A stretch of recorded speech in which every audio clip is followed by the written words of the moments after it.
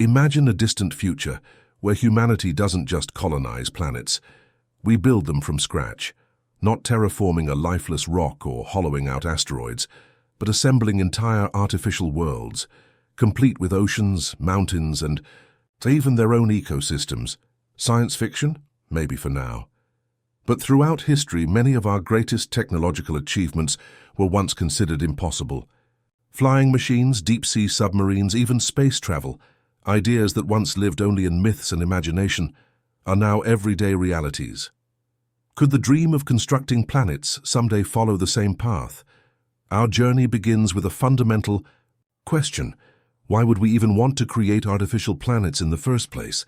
The answer lies in survival, expansion, and the limits of natural planetary formation. Earth is a rare gem, a cosmic lottery winner in a universe filled with uninhabitable wastelands. But we know for certain that it won't last forever. A rogue asteroid, a gamma-ray burst, or a supervolcanic eruption could wipe out civilization as we know it. Even without catastrophic events, Earth's resources are finite, and population growth may push us beyond its capacity. Colonizing other planets is one solution, but what if instead of adapting to the harsh conditions of alien worlds, we could build planets specifically designed for human life? Before diving into how we might achieve such a feat, we need to understand what makes a planet a planet.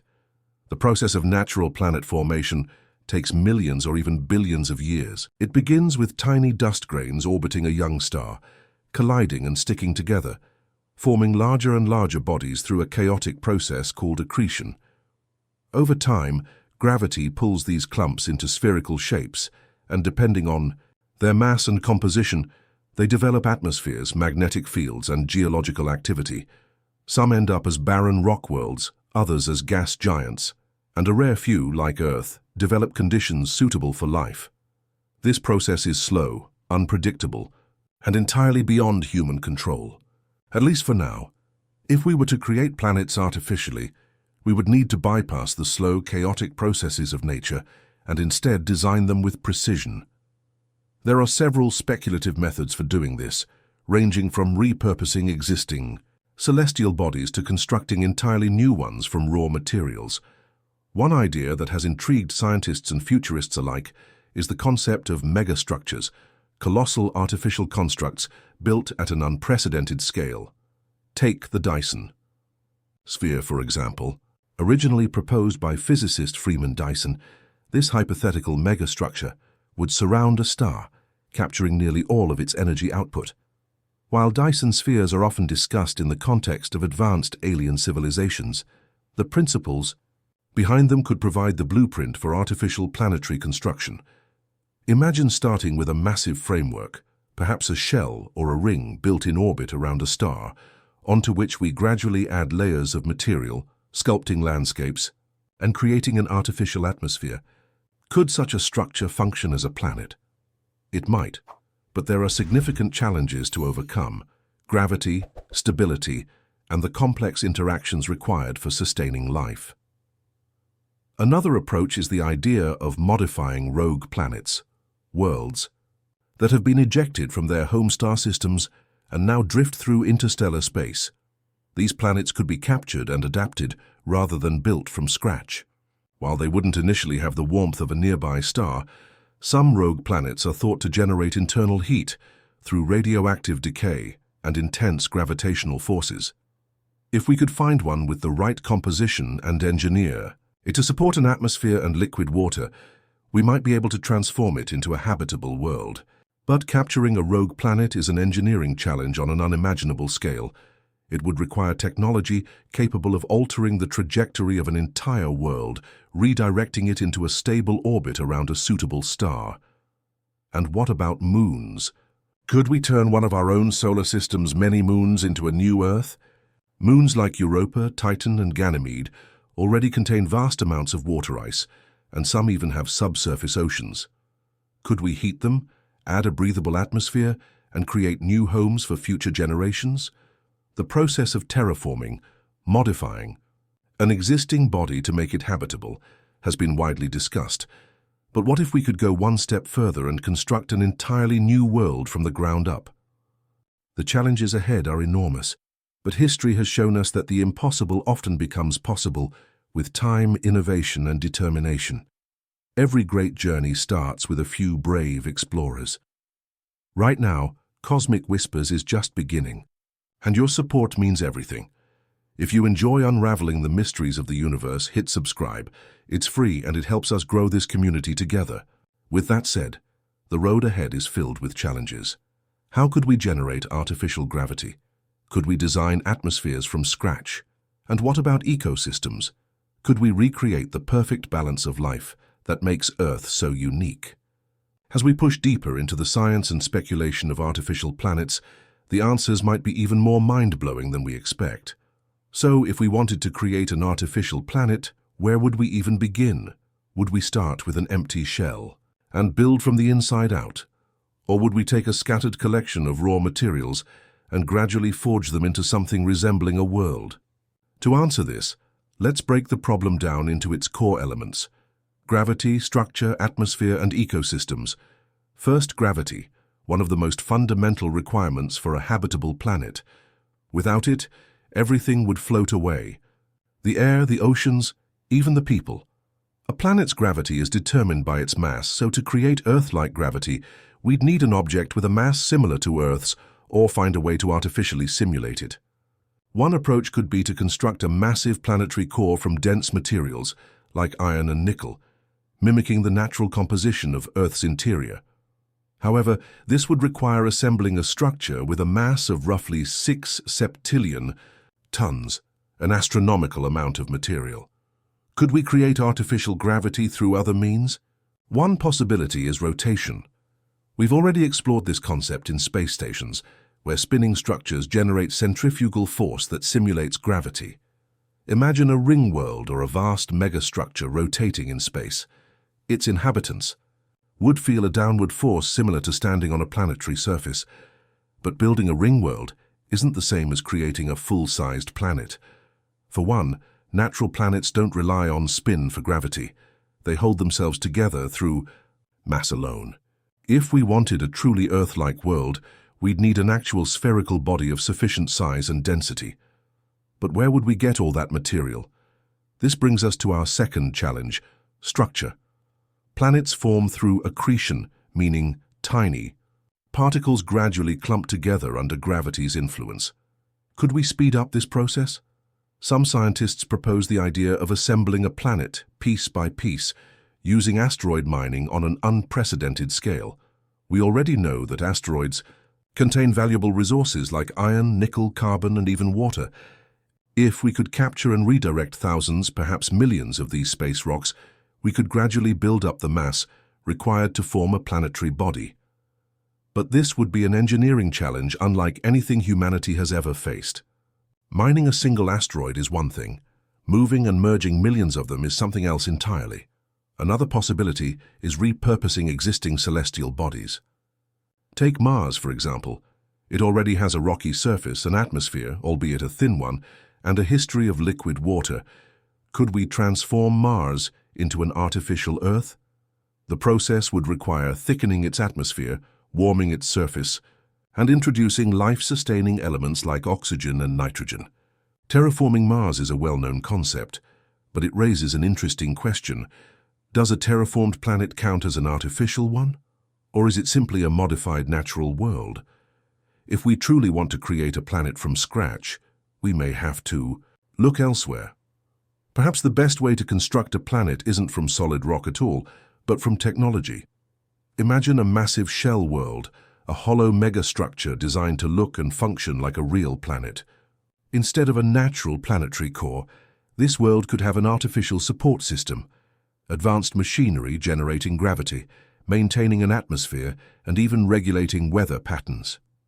A shell world could allow for precise control over environmental conditions, ensuring stable climates, predictable ecosystems, and even customizable geography. Want a planet with multiple continents, vast oceans, and towering mountain ranges? A shell world could be designed to order. But structure and gravity are only part of the equation. Without an atmosphere, a planet is just a lifeless rock. Earth's atmosphere is a delicate balance of gases: nitrogen, oxygen, argon, and trace elements that allow life to thrive. Creating. An artificial atmosphere would be a monumental challenge. Simply collecting the right gases isn't enough. They must be retained against the vacuum of space. Natural planets hold onto their atmospheres through gravity, but artificial planets, especially smaller ones, might struggle to do the same. We might need to engineer a containment system, a planetary-scale force field, or even a magnetic shield to prevent atmospheric loss. And then, the biggest challenge of all, life itself. Could we create an ecosystem from scratch? Earth's biosphere is a masterpiece of evolution, a self-regulating network of plants, animals, and microorganisms that maintain balance. If we were to seed a newly built planet with life, we couldn't simply drop plants and animals onto the surface and hope for the best. We'd need to carefully construct entire food chains, ensuring that everything from bacteria to apex predators functioned in harmony.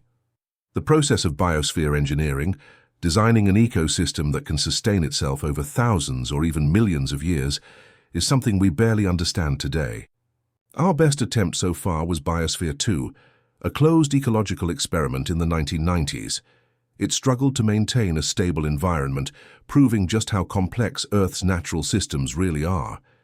If we ever attempt to build an artificial planet, recreating these delicate balances will be one of the hardest tasks of all. So where does all of this leave us? Right now, the idea of constructing a planet may seem like pure science fiction, but the building blocks of this concept, asteroid, mining, artificial gravity, megastructures, and biosphere engineering are all areas of active research. The future may not give us fully constructed planets overnight, but step by step, we are moving toward technologies that could one day make them possible. And that brings us to an even bigger question. If we do succeed in building artificial planets, what kind of civilizations would live on them? Would they be utopias carefully designed to avoid the mistakes of history? Or would they fall into the same cycles of conflict and decay that have shaped human civilization for millennia? As we move forward, we must ask ourselves, are we ready to take on the responsibility of creating new worlds? The answers may surprise us. Building a planet is one thing, making it last is another. Even if we manage to assemble a world from raw materials, generate artificial gravity and create an atmosphere, the real challenge lies in stability. Natural planets evolve over billions of years, shaped by cosmic forces far beyond human control. They have geological cycles, magnetic fields, and intricate climate systems that regulate conditions for life.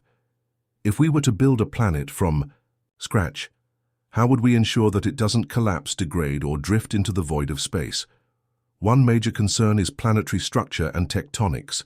Earth's shifting tectonic plates play a crucial role in maintaining a stable, life-sustaining environment. They recycle carbon, regulate temperature through the greenhouse effect, and even contribute to biodiversity by shaping landscapes over millions of years. Could an artificial planet have tectonics? If we built one as a hollow shell world, it wouldn't have the internal convection currents that drive natural plate movements. A world with a static surface might seem ideal. No earthquakes, no volcanic eruptions, but without a dynamic interior, the planet could face long-term environmental problems. We might have to engineer an artificial version of plate tectonics, with controlled geological processes to regulate climate and maintain surface renewal. And what about a magnetic field?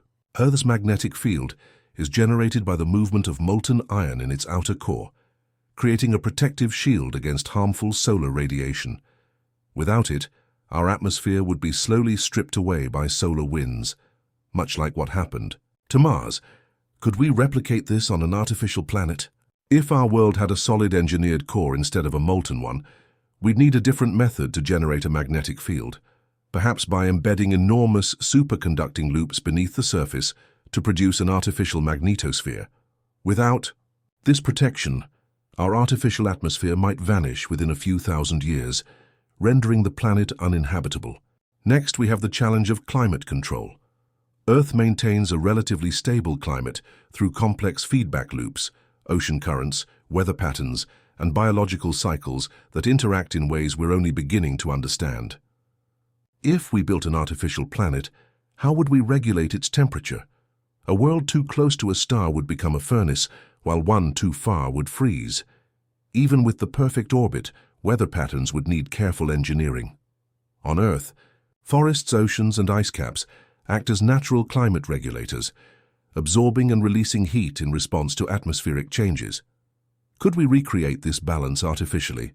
Would we rely on massive geoengineering projects, controlling cloud cover, adjusting planetary albedo, or even placing giant mirrors in space to regulate incoming sunlight? And then, there's the issue of time. Natural planets age, their landscapes, shaped by erosion, shifting continents and changing climates. If we built a world, how long would it last? Would it require constant maintenance? Could it sustain itself without human intervention? The idea of an eternal planet is both awe-inspiring and terrifying. If we designed a world so perfectly balanced that it could last for millions of years without interference, would it eventually develop its own evolution? Would ecosystems emerge beyond our control? What if, over time, artificial planets became more natural than the worlds we were originally trying to imitate? This brings us to an even deeper question. What does it mean to create a world? Are we talking about constructing a livable rock in space, or are we talking about something much bigger? If we build a planet, are we merely engineers, or are we playing the role of gods? The power to create an entire world comes with profound ethical and philosophical implications. Who gets to decide how a new planet is designed? Should artificial worlds be built for everyone, or only for those who can afford them? And what happens when an artificial planet becomes its own independent entity? Does it have rights, or is it just a massive piece of property? Perhaps the most mind-bending idea is that if we ever succeed in creating artificial planets, we might discover that we are not the first to do so.